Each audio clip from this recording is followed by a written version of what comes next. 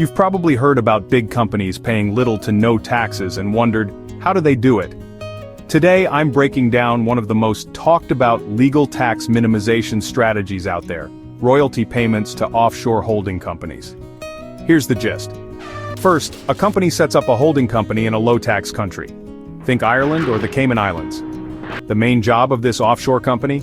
To own and manage valuable intellectual property, like patents, trademarks, or even software. Next, the parent company, let's say it's based in the US, transfers its intellectual property rights to this offshore entity. Now, whenever the US company wants to use that IP, it actually has to pay royalty fees to the offshore company.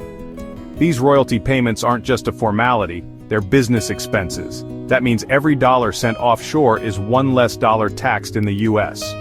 Let's put it into a real-world scenario. Imagine TechCorp US creates some innovative software, then sets up TechCorp International in Ireland. TechCorp US pays $10 million in royalty fees to its Irish counterpart every year. That $10 million is deducted from TechCorp US's taxable income, lowering the tax bill at home, while TechCorp International is only taxed at Ireland's lower corporate rate. Is this legal? Yes, if you follow international tax rules and keep those royalty payments at fair market value. But it's not without controversy. Critics argue that these strategies let multinationals avoid paying their fair share, shifting the burden elsewhere.